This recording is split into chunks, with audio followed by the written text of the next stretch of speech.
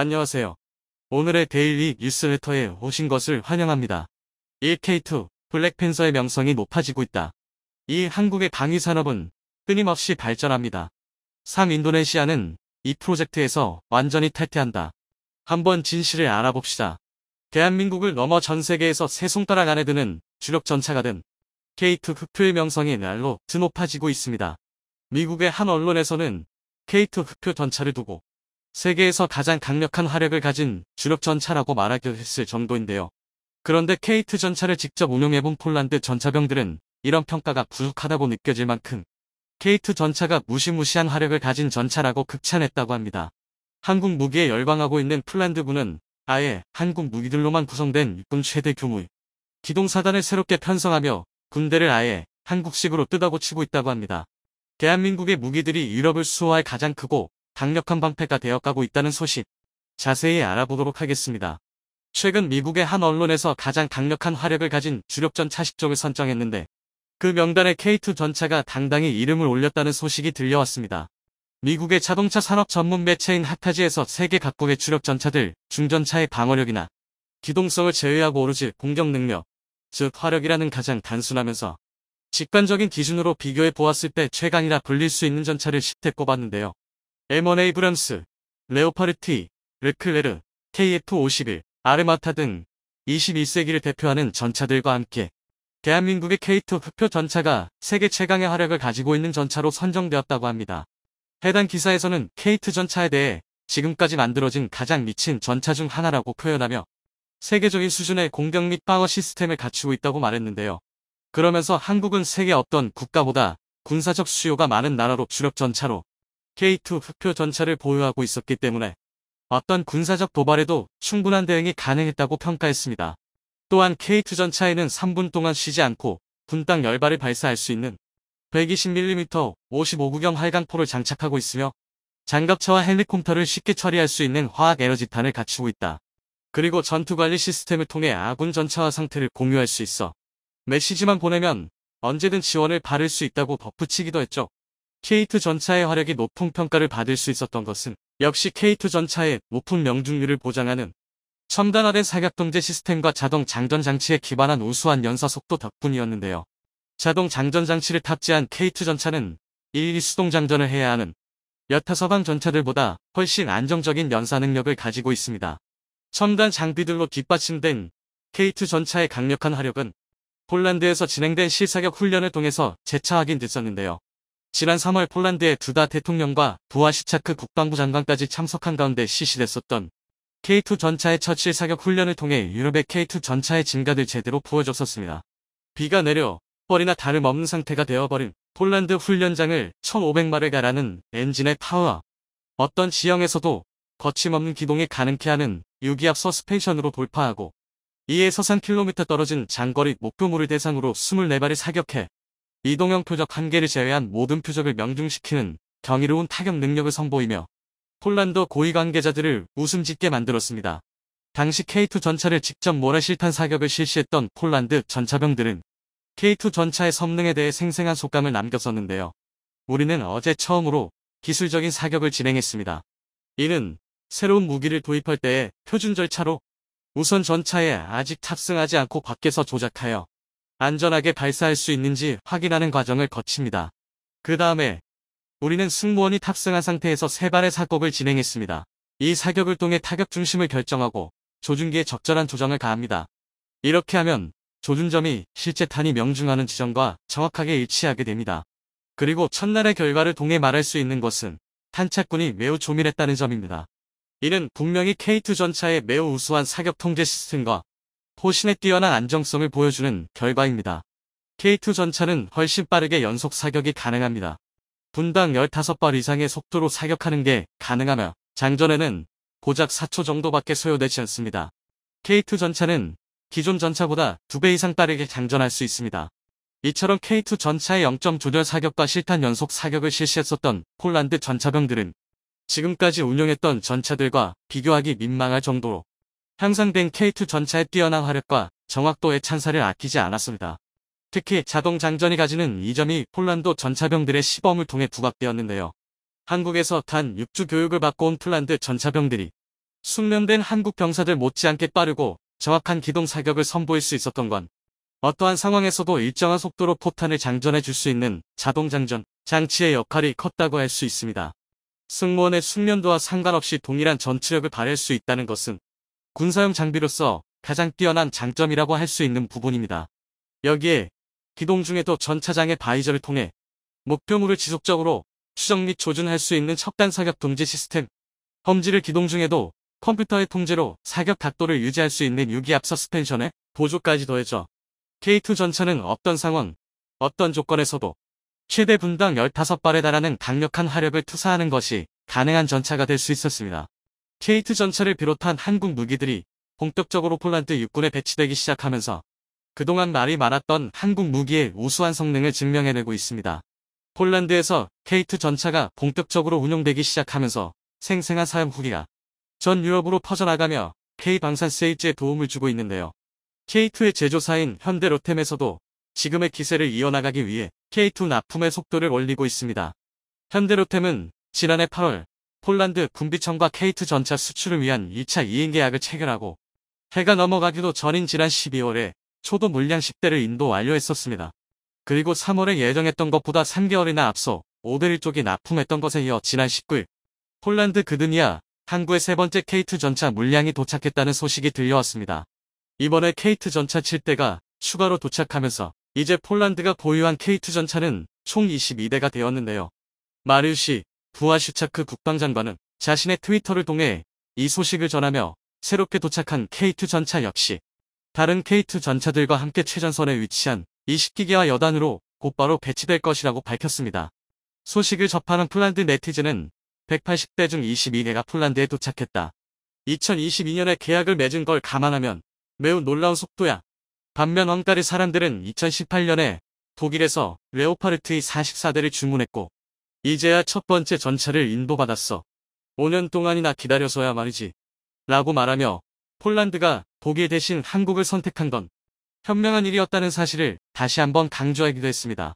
한국이 계속해서 기대를 뛰어넘는 납기 속도를 보여주면서 폴란드 정부는 군수산업과 군대를 새롭게 개편할 수 있는 여유가 생기게 되었습니다. 지난 1월 폴란드 육군은 우크라이나가 뚫리게 된다면 러시아와 마주하게 될 폴란드 동부 지역의 방어선을 대대적으로 강화하기 위해 한국 무기로 무장할 폴란드 최대 모의 신규 육군사단 제1모병사단을 창설하기로 결정했습니다. 지난해 한국과의 대규모 방산 계약을 통해 K2 전차 K9 저주포, 천무 다연장 로켓 등 강력한 지상군 장비틀을 확보한 폴란드 육군은 역사적 상징성을 가지고 있는 부대인 2사단의 부활을 선언했습니다. 역사적 상징성을 가지고 있는 부대인 2사단의 부활을 선언했습니다. 폴란드 군의 가장 큰 전술 부대가 될 예정인데요. 이 새로운 사단에 대해 폴란드 국방부는 기존의 사단들과 다르게 소련 시절 장비들을 더 이상 사용하지 않는다는 점을 강조했습니다. 제1모병사단은 총 3만 명의 병력으로 구성되며 1,400개 이상의 한국 장비들로 무장할 예정입니다. 폴란드군 전체 병력이 17만 명에 불과한데 이 중 3만 명이나 되는 병력을 한 곳에 예편하겠다는 것이죠.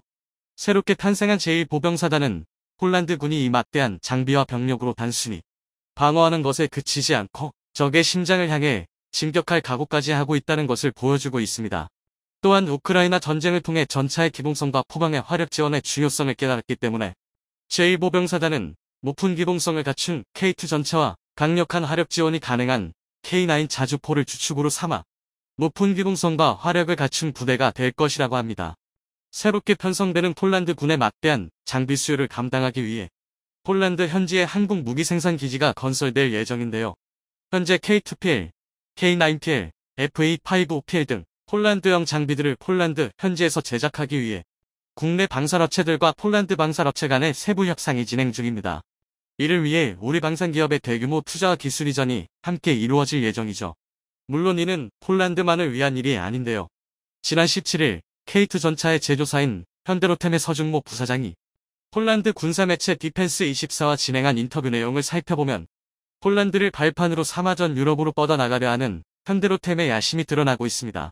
서준모 부사장은 폴란드 방위산업이 K2PL을 생산할 수 있는 충분한 역량을 갖추고 있다고 말하며 양사의 최적의 파트너십을 위한 방안을 찾고 있다고 말했는데요. 또한 유럽에는 신형 전차로 교체해야 할 구형 전차들이 많다. 현대로템은 K2 전차를 전 유럽 국가에 공급하여 유럽의 평화 유지에 기여하기를 바란다고 강조하며 폴란드에서 생산될 K2 전차를 통해 유럽 제3국으로 진출하는 것을 목표로 하고 있다는 뜻을 밝혔습니다.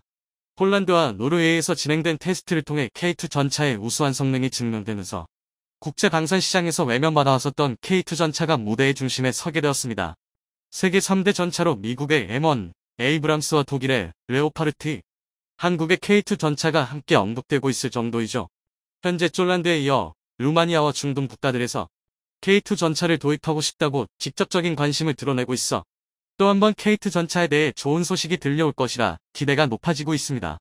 지금까지 K2 전차를 필두로 한 K방산이 폴란드에서 맹위를 떨치고 있다는 소식 알아봤습니다. 언제나 외세의 침략에 맞서 싸워야 했었다는 공통된 역사를 가지고 있는 폴란드와 한국은 이제 최대의 방산 파트너로서 양국의 안보를 위해 끈끈한 협력 관계를 구축해 나가고 있습니다.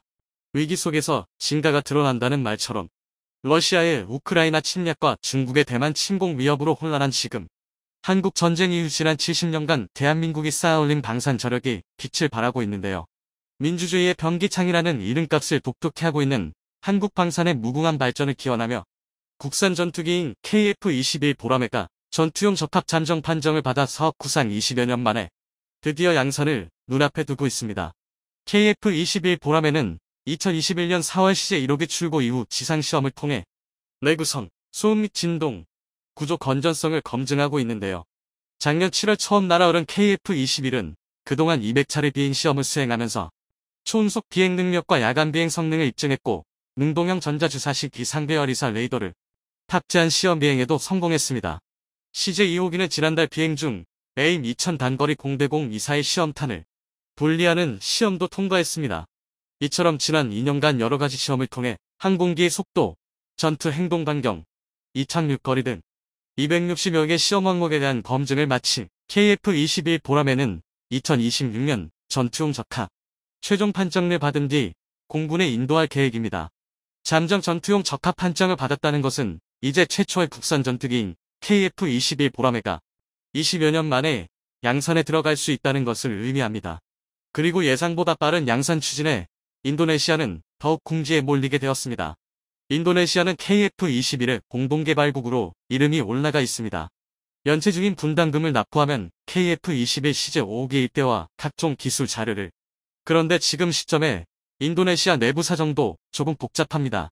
인도네시아는 내년 2월 대통령 선거를 앞두고 있습니다.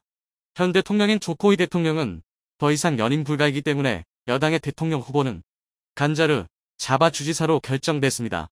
야당 대통령 후보는 수비안토 프라보어입니다. 수비안토 프라보어는 우리에게도 꽤 익숙한 이름입니다. 현 국방부 장관으로 KF-21 분납금 지연 사태의 원흥이자 프랑스 라팔과 전투기 협력을 추진해온 인물인데요. 따라서 KF-21 사업에 부정적인 모습을 보여온 수비안토 프라보어가 대통령이 된다면 이 사업에서 인도네시아가 완전히 철수할 가능성도 높아집니다. 한국 입장에서는 손 안 대고 코 푸는 격이 될 수 있습니다. 그래도 한국이 아쉬울 것이 없다고 보는 이유는 폴란드가 인도네시아를 거르고 KF-21 개발 사업을 추진하자고 밝혔기 때문입니다. 러시아의 우크라이나 침략 전쟁 발발 후 사실상 국가 비상사태 수준의 조치를 취하며 군비 증강의 브레이크를 풀어버린 폴란드가 최근 우리나라의 KF-21 전투기 공동개발 참여를 희망한다는 의사를 타진해왔습니다. 이런 의사를 타진한 주체는 폴란드의 국영방위 산업체 PGZ입니다.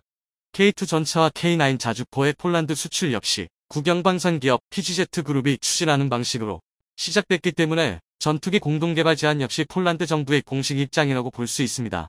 일부 보도에 따르면 폴란드는 한국형 차기 전투기 KF-X 프로그램에 공동개발국으로 이름만 몰렸을 뿐 분담금을 제대로 납부하지 않고 있는 인도네시아의 지분을 인수해 다목적 전투기 버전인 KF-21 블록 2 개발에 참여하길 희망하고 있습니다.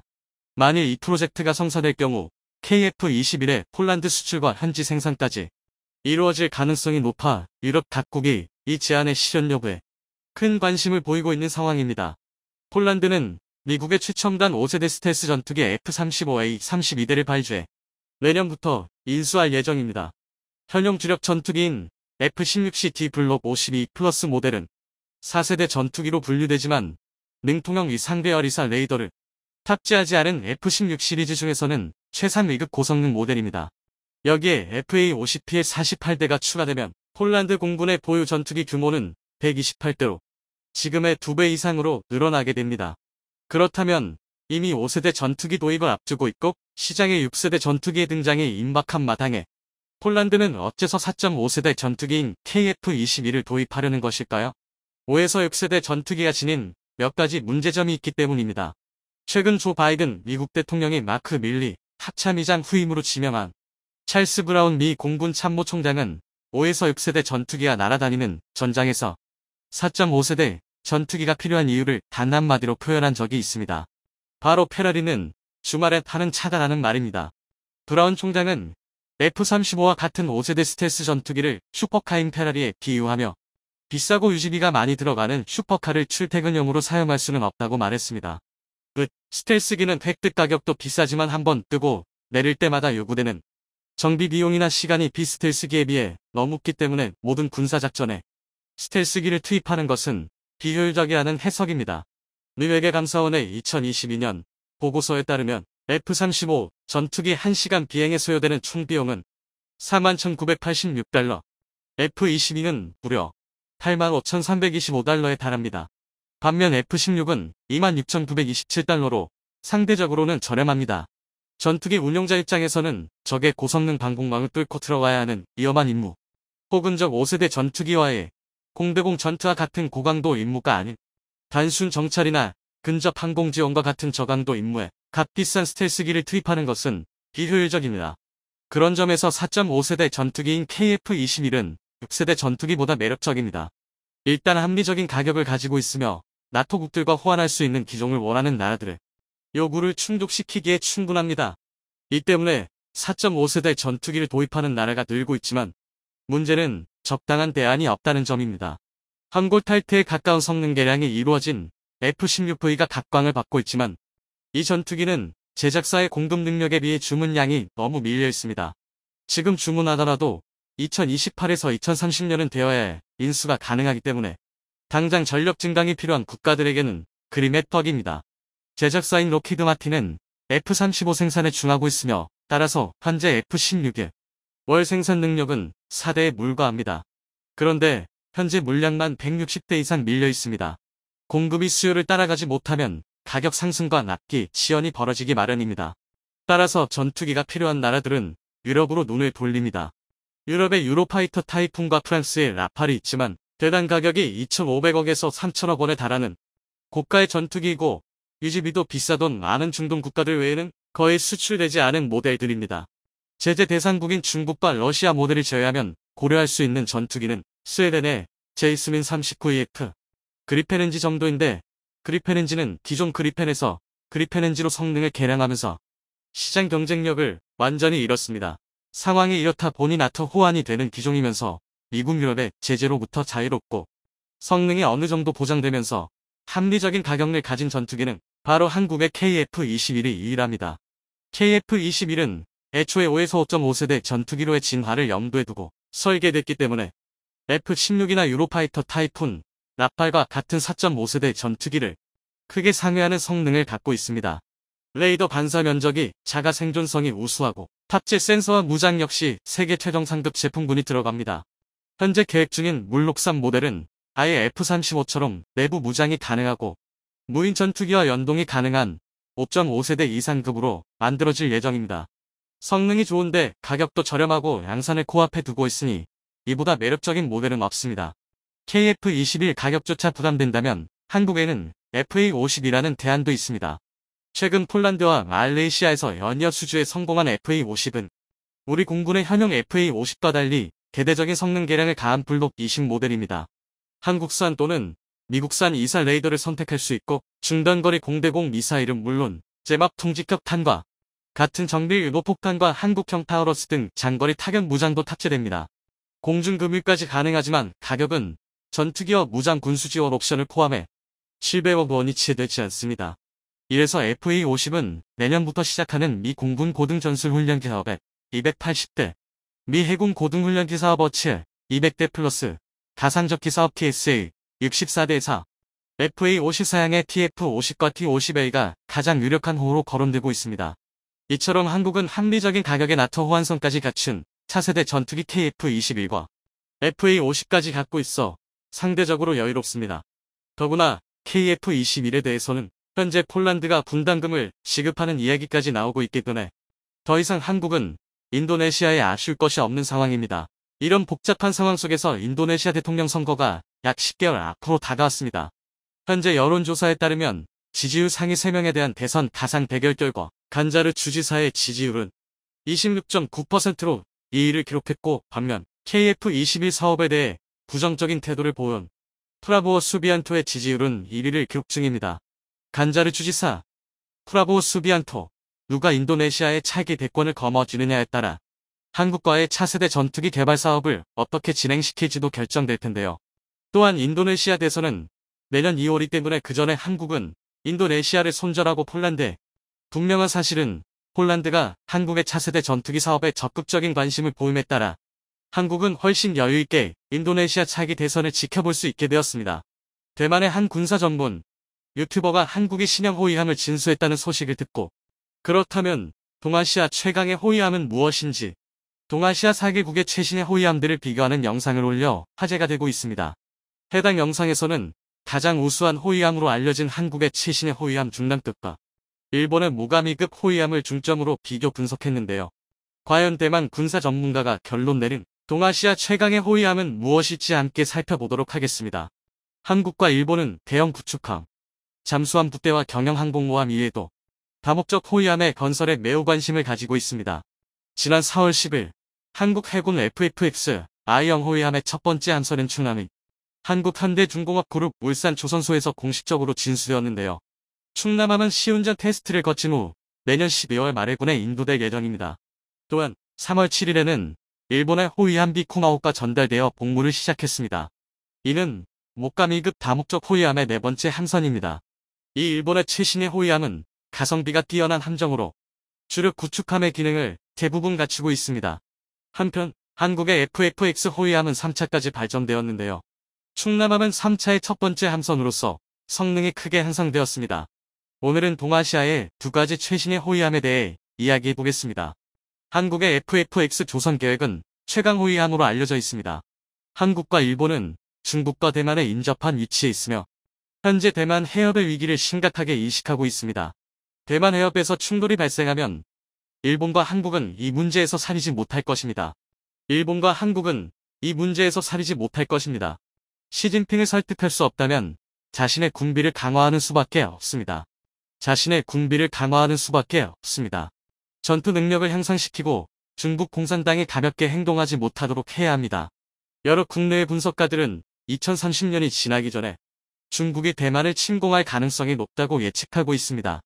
양안 전쟁이 발발할 경우 한국이 참전하지 않더라도 아시아의 해상 무역이 완전히 차단되면서 막대한 경제적 피해를 입을 수 있기 때문에 중국이 전쟁을 일으킬 엄두를 내지 못하도록 한일 모두 해군력을 강화하는 데 힘을 쏟고 있는 상황입니다.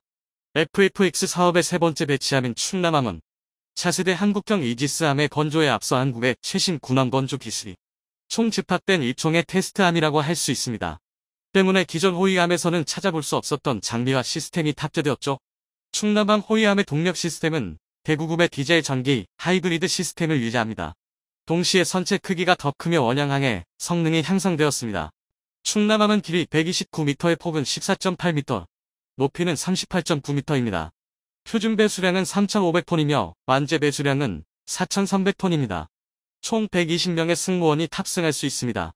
이 함선은 롤스로이스의 MT-30 가스터빈 엔진 1대, 2대의 M2 디젤 엔진, 그리고 2대의 레오나르도의 전자, 유도, 저속 추진 전동기를 장착하고 있습니다.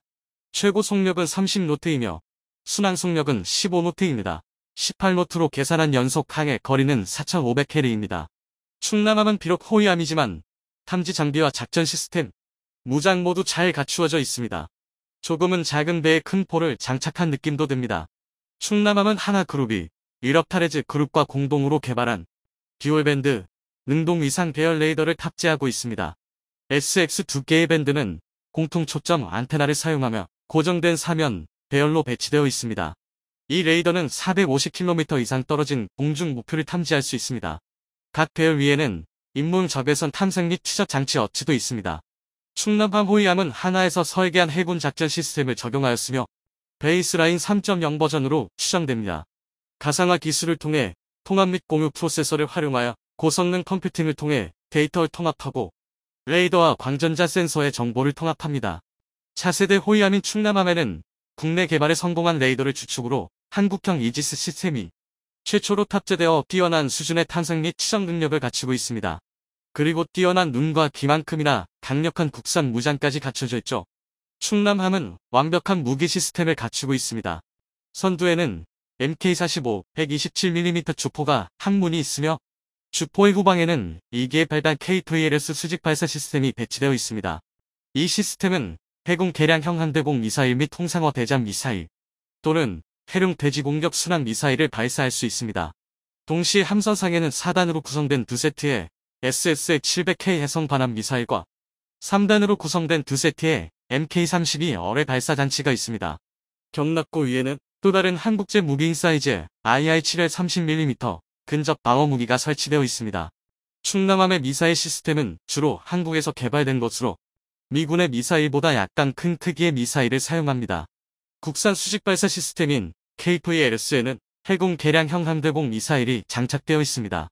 최대 사거리와 최대 역격 고도는 각각 150km와 30km로 이로써 충남함은 한국에서 최초로 지역 방공 능력을 갖춘 호위함이 되었습니다. 이전에 오래된 호위함의 대거 감축으로 인한 공석을 보완할 것입니다. 이로써 한국의 호위함 능력이 향상되어 구축함과의 작전 협조를 더욱 원활하게 할 수 있습니다. 대만 전문가는 충남함의 무장까지 한국제 방공 미사일들과 어뢰로 채워져 있는 부분을 강조하며 한국이 자주 국방을 위해 이루어낸 성과의 찬사를 보냈습니다. 방위산업이 거의 몰락해버린 대만의 입장에서 함선에 실리는 미사일 하나까지 국산화를 이루어내고 있는 한국을 부러워하지 않을 수가 없는 입장이죠. 동아시아 지역 호위함 중 누가 가장 강할까? 동아시아 지역에서 중국의 54위 호위함과 러시아 태평양 함대의 그리미아 C급 호위함과 비교하면 일본과 한국의 신형 호위함들은 보다 우수한 종합 성능을 갖추고 있습니다. 일부 구축함의 역할을 대체할 수도 있습니다. 원거리 성능 측면에서는 일본의 모가 2급이 우세합니다. 모가 2급과 충남급 모두 원거리 작전을 위한 신형 호위함입니다. 모가 2급의 선체 길이 대폭 비율은 8.15입니다. 충남급의 선체 길이 대폭 비율은 8.71입니다. 일반적으로 선체 길이 대폭 비율이 클수록 선속이 빨라집니다. 하지만 기동성은 약해질 수 있으며 바람과 파도에 대한 저항력도 약화될 수 있습니다. 중국의 54위 호위함은 만재 배수량이 4,000톤 이상이며 한국의 충남급과 비슷합니다. 하지만 디젤 동력을 사용하며 최대 선속은 28노트를 넘지 않습니다. 일본과 한국의 호위함들보다 항해 속력이 떨어집니다. 한중해가 같은 조선 대국과 비교할 때 러시아는 대형 함성 건조 능력이 부족합니다. 그리미아 C급 호위함의 배수량은 2,000톤 이상이 되지 않아 경량 호위함에 해당합니다. 최고 선속은 27노트로 원거리 항해 성능이 더욱 부족합니다. 또한 현재 한 척만 운용 중이며 앞으로 추가 운용될 가능성은 매우 어렵습니다.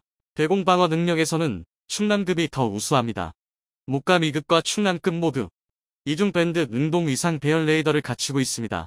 모가 2급의 OPY 다기능 레이더는 더 많은 대상을 추적하고 감시할 수 있습니다. 두 종류의 레이더의 지원으로 한국과 일본의 군함은 더 강력한 다목표 전투 능력을 갖추고 있으며 포화 공격에 대한 대응 능력이 뛰어납니다. 54위의 초기형은 여전히 빙반정판 레이더 복제 모델을 해상 대공 탐색 레이더로 사용하고 있습니다. 성능은 이중 밴드 능동 위상 배열 레이더에 비해 여러 단계 떨어집니다. 아울러 충남급의 KVLS 발사관은 쿼드팩 방식을 사용할 수 있으며 해군 대공 미사일을 장착하여 포화 공격에 대한 대응 능력을 갖추고 있습니다. 충남함은 임무 다양성에서 우위를 갖고 있습니다. 타격 측면에서는 충남급만이 대륙 타격 능력을 갖고 있으며 다른 호위함선은 모두 대한 미사일을 장착하고 있습니다. 대잠 전투 측면에서는 일본과 한국 모두 대잠 전투 능력에 중점을 두고 있습니다. 두 호위함 모두 주동-수동 음파 탐지 시스템과 저주파 트롤링, 어뢰의 음파 탐지 시스템을 장착하며 대잠 미사일과 어뢰를 보유하고 있습니다. 전반적으로 동아시아 호위함 중 한국과 일본의 호위함이 중국과 러시아에 비해 압도적인 성능 우위를 차지하고 있다고 분석했는데요. 그리고 충남급과 모가 2급을 분석, 비교한 결과 기동성에서는 대등하고 탐색 성능에서는 무감 1급이 근소한 차이로 우위를 차지하고 대공 방어 능력과 타격 능력에 있어서는 충남급이 우위를 차지한다는 결론이 내려졌습니다. 본 영상을 본 대만 네티즌들은 한국과 일본을 부러워하면서도 이런 뛰어난 호위함들 대만은 절대 가질 수 없다는 사실에 분동을 터뜨렸는데요. 일본과 한국 호위함의 발전이 정말 부러워. 40년 전만 해도 한국과 해군과 조선 분야에서 견줄만 했었는데 최근 우리가 미국의 지원 없이 한국과 격차가 얼마나 커졌는지를 봐봐. 한국은 할 수 있고 대만은 할 수 없다. 대만과 한국의 조선 기술의 격차가 얼마나 큰지 알 수 있다. 한때 해군에 있어서는 아시아에서 손에 꼽히는 전력을 보유하고 강력한 조선 산업을 보유하고 있었던 대만이지만 지금에 와서는 완전히 몰락해버려 제대로 된 호위함 한 척 건조하기 어려운 실정입니다. 그래도 대만 해군의 부활을 꿈꾸며 경호의원건조 프로젝트를 진행하고 있었고 최근 대만의 신형 호위함 예상 스펙이 업데이트되었는데요. 그런데 벌써부터 문제들이 산더미처럼 터져나오고 있다고 합니다. 우선 신형 호위함에 탑재하기 위해 개발 중이던 대만산 이사레이더가 부적격 판정을 받으며 결국 영국대 시스템즈에 이사레이더를 수입해서 장착하기로 결정되었습니다. 소식통에 따르면 이전 폐사 레이더의 내부 설계를 그대로 사용하면서 전력 손실이 발생하는 문제가 생겼고 이로 인해 고각에서 탐지 공백이 발생하는 레이더로선 치명적인 결함이 발생하고 말았다고 합니다. 문제 해결까지 향후 수년은 잡아먹을 것으로 예상되고 있어 하루가 급한 대만 해군에선 결국 또다시 국산 이사 레이더 도입을 포기하고 수입하기로 결정한 것이죠. 게다가 이 신형 호위함의 무장은 말이 안 된다고 밖에 표현할 수 없는데요. 겨우 2,500톤급 경호위함의 대만형시 RA인 해검과 펠롱스 XTR 102A 20mm 연장 RCWS 이문까지 사이즈 근접 방어 체계만 세 종류를 달겠다는 어처구니 없는 설계안을 내놓은 것입니다. 여기에 각종 대함, 대전 무장들까지 추가해줘. 이를 본 군사 전문가들은 배 체급에 절대 다 실을 수 없는 과도한 무장이라며 함선의 내부 공간 확보가 거의 불가능할 것이라고 지적하고 있습니다. 또한 승조원은 겨우 85명이 탑승할 예정인데 겨우 2년으로 이 많은 종류의 무장 시스템을 다 관리하는 것은 말이 되지 않죠. 신형 호위함이 복합 추진 시스템을 도입해놓고서도 항속거리가 12노트 기준 2000해리밖에 되지 않아 의문을 자아냈었는데 이 과도한 무장이 그 원인이었던 것입니다. 사실상 설계 단계에서부터 실패한 무기가 될 것이 뻔히 보이는 상황입니다. 대만은 군함 건조 능력을 사실상 상실했었기에 중국의 위협이 코앞에 닥친 지금 부랴부랴 움직이고 있으니 잘 만들 수 있을 리가 없었던 것이죠. 과거 1980년대 대만은 한국의 울산급 호위함을 도입하며 대만 군함 건조 기술을 일신할 수 있는 기회가 있었는데요. 당시 프랑스의 로비와 대만의 방산비리, 은근히 얕잡 아보고 있었던 한국에서 군함을 도입해야겠냐는 알랭한 자존심 등 여러가지 요인들로 결국 한국 대신 프랑스가 선택받았습니다. 그리고 그 결과 군함 건조 기술 이전도 물 건너갔고 지나치게 높은 가격과 도입 과정에서 방산 비리가 들통나는 바람에 대만의 건함 사업 전체가 무너져버리는 대참사로 이어지고 말았습니다. 결국 30년 넘게 지난 오늘에도 대만이 제대로 된 호위함 하나 건조하지 못하고 있는 원인이 되었죠. 이 사건을 알고 있는 대만 네티즌들은 당시 정부의 어리석은 선택을 비난하며 한국을 부러워하고 있지만 한 번 놓친 기회는 다시 돌아오지 않습니다. 지금까지 동아시아 최강의 호위함이라는 명예를 대한민국의 충남함이 차지했다는 소식 알아봤는데요. 충남함의 뒤를 이어 건조될 한국형 차세대 이지스함 KDDX와 보람의 함재기를 탑재한 중형 항공모함까지 완성되어 진정한 대항해군으로 거듭날 대한민국 해군의 미래를 고대해봅니다.